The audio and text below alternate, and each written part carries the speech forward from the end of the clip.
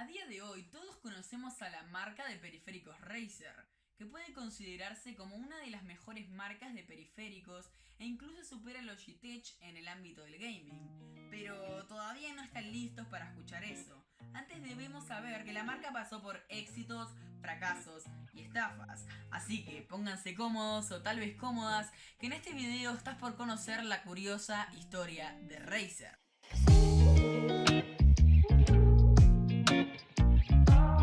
Razer fue fundada en 1998 por un grupo de ingenieros, pero terminó cerrando ese mismo año por problemas económicos. Pero no fue hasta el año 2005 que reabrió con el nombre de Razer en sí. Exacto, aquel año que se caracterizó por la explosión del gaming y los videojuegos comenzaban a superar a la industria de la música en cuanto a números. Razer volvió con un único objetivo, que era fabricar periféricos exclusivamente para el gaming. Claro, a diferencia de Logitech, que es una marca de periféricos en general, aunque claramente tiene una gama de periféricos para gaming. Pero eso es un tema para hablar en otro video. Desde el año 2005, Razer siguió trabajando en sus periféricos, y es así como en el año 2006 anunciarían un mouse que terminó marcando un antes y un después en la marca. Sí, adivinaste, estoy hablando del Razer Dev Other, que sigue siendo hasta el día de hoy el top 1 de ventas de la marca, con más de 10 millones. Después de esto, claramente muchísimos jugadores de competitivo empezaron a usar este tipo de mouse, y Razer pasó a ser una empresa muy importante en cuanto a los productos para gaming.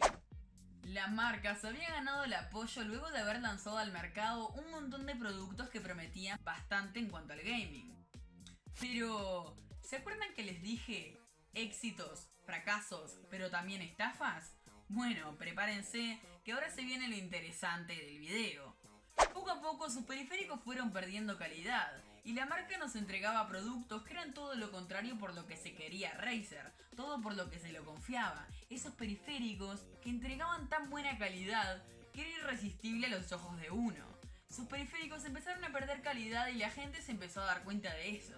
Y es así como llegamos al año 2017, cuando lanzan al mercado un mouse para eSport. Sí, el Razer Mamba Tournament Edition, que supuestamente era el mejor mouse para uso competitivo. Bueno, eso era lo que pensábamos, porque claramente varias personas decidieron desarmarlo para darse cuenta de que tenía un sensor de láser. Que bueno, los sensores de láser como tal ya estaban quedando obsoletos para la época. Es más, el año anterior a ese ya se había marcado un estándar por parte de Pixar.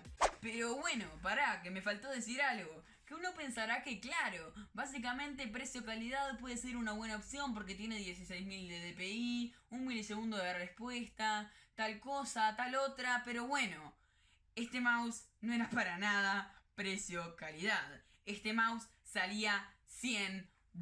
Y así fue como Razer empezó a ganarse el odio por parte de la comunidad. Y la gente se empezó a dar cuenta de que sí, Razer ya no era como antes y la calidad de sus productos había disminuido muchísimo. Pero espera, no te vayas. Seguro que pensaste que esto era la peor estafa de Razer. Un error que cualquier empresa podría cometer y de la que se puede recuperar. Pero déjame decirte, amigo, que la verdad es que estás bastante equivocado. En ese mismo año, Razer anunció un programa llamado Z Silver, que a través de jugar minijuegos te daba una recompensa que podías cambiar por otros videojuegos en el mercado, que sí, tenían un valor real. Bueno, por lo menos eso era lo que pensábamos. Porque, como varios recordarán, ¿por qué se caracterizó el año 2017? Exacto, por el boom de las criptomonedas. Ese año en el que todo el mundo decía que había que invertir en Bitcoin y que era el momento ideal para invertir. Mientras que muchísimos países tuvieron que prohibir la minería y la compra masiva de criptomonedas porque estaban teniendo fugas de capitales y problemas con el alto consumo de energía, al tener granjas enormes y clandestinas. Porque claro, esto no iba de una pequeña y humilde estación de minería con 3 o 4 gráficas, sino que iba de gente con muchísimo dinero haciendo granjas clandestinas, sin pagar ningún tipo de impuestos, quemando los stocks de las gráficas y poniéndolo en un galpón. Fue algo así como la fiebre del oro, pero esta vez de las criptomonedas. Pero bueno, ¿y qué tiene que ver todo esto con Razer? ¿Se acuerdan del proyecto Z Silver? Que a través de jugar sus minijuegos ibas a poder comprar juegos, etcétera, etcétera. Bueno, en realidad lo que tenía ese programa era un virus de minado. Es decir, mientras vos jugabas esos minijuegos, el programa se adueñaba de tu gráfica para minar criptomonedas. Más específicamente, la Ethereum, que fue desarrollada en el año 2015 por Gavin Wood para algunos lenguajes como Java, Python, C++, me hace arriba del tema. Pero claro, todo esto sin que te dieras cuenta.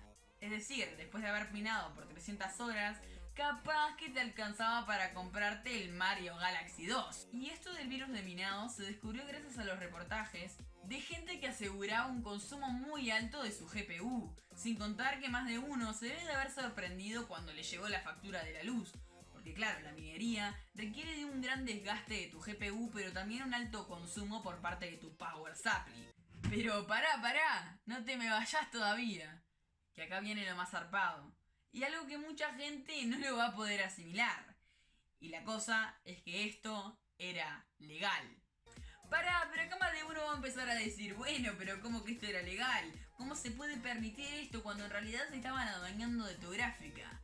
Bueno, si en realidad lo pensás, era legal porque el trato era como que vos minabas a cambio de algo. Porque esos videojuegos tenían un valor real en el mercado. No era que, bueno, vos minabas y te estaban robando, sino que en realidad te estaban dando un porcentaje para que vos compraras esos videojuegos. Y todo esto sin contar que seguro que los términos y condiciones de 300 páginas del programa te estabas comprometiendo al darle a aceptar y nadie lo leyó. Pero bueno, aunque no lo crean, esto fue algo que en su momento no se habló casi nada y mucha gente no estaba enterada de esto. Así que no se olviden de que si ven una empresa que está vendiendo más la marca que su producto, no se olviden de reportarlo. Pero poco a poco Razer se dio cuenta de que los números no le estaban dando, es decir, se había ganado el odio por parte de casi toda la comunidad. Y empezó a invertir de nuevo en sus productos para gaming y empezar a volver a ser la Razer que era antes. La Razer que sacaba los mejores mouse para uso competitivo o los mejores mouse para el gaming en sí. Y a día de hoy le está haciendo bastante frente a Logitech. Sí, al mismísimo Logitech, que en su serie G de periféricos para gaming había avanzado bastante en cuanto a sus mouse wireless, cosa que ahora, año 2020, Razer se le está poniendo bastante a la par. Así que yo creo que hay que darle una segunda oportunidad a Razer, ya que le está reinventando de nuevo.